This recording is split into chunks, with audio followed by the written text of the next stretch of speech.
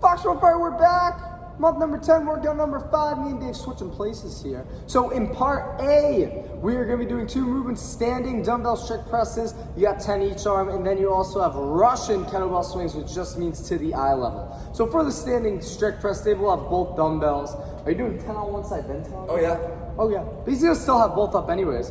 So he's going to have the dumbbells resting on his shoulders, keeping his ribs down, keeping his shoulders back, and his quads are locked. And he is just doing 10 presses on one arm, making sure that dumbbell is traveling up and down on one straight line. You can see it's not going out and around. He's not overarching to get that lockout. He's just keeping everything nice and tight. Once he were to get 10 on one side, he would switch to 10 on the other. Now you're going to be off balance. It's going to be terrible. Now, the second movement is going to be kettlebell swings to the eye level or a dumbbell swing. Either or works.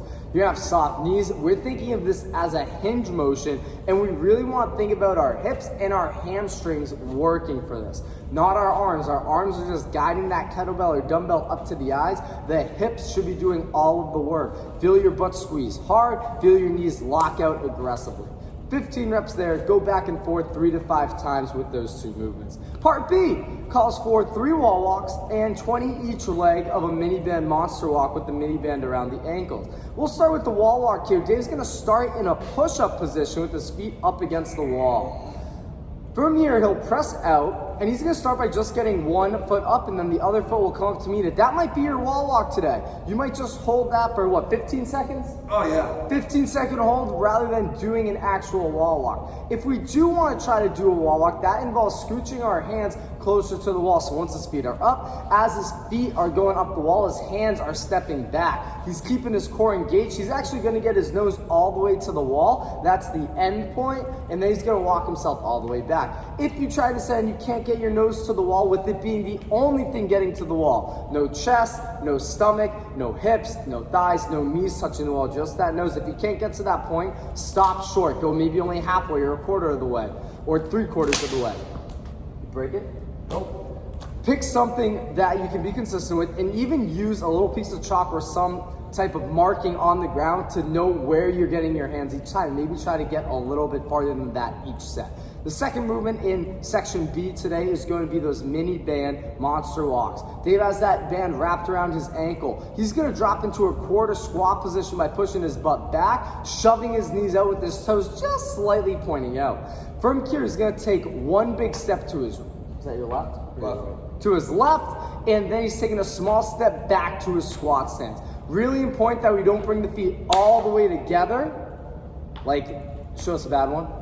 Like that. So that's getting lazy. The narrowest, the closest together our feet are going to get to is that squat stance. So big step out, small step back in, shuffling forward. Keep those knees driving out the whole time.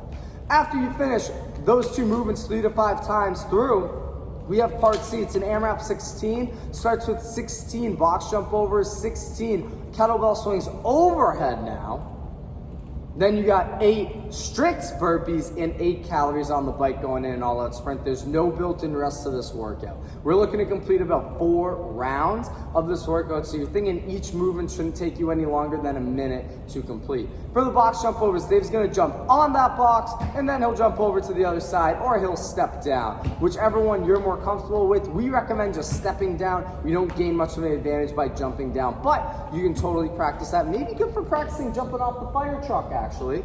So feel free to jump down off that box. It's more applicable to you than our usual members. Then the kettlebell swing, you might want to go a lighter weight than what you use in the part A today. But now we're doing that exact same swing, thinking about getting those hips fully involved again. But now our arms are locking that weight out all overhead, where the bottom of the kettlebell is pointing up to the sky. We're trying to get our wrists right over our shoulders for that lockout, not finishing out in front of our body.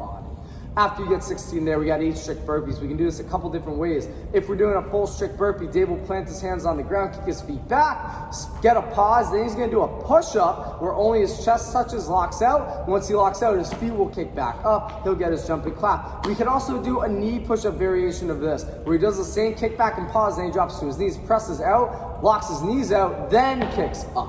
So you are not worming if you're doing a knee push-up. You're still doing a full knee push-up in that burpee format. Then 8 cals. Oh, you can also do it to a box. What a wonderful option. Really nice. Nice. Good creativity there. And then lastly, you finish with 8 cal sprint on the bike. Very fast. So again, we're looking to get 4 rounds in today for this workout. Good luck.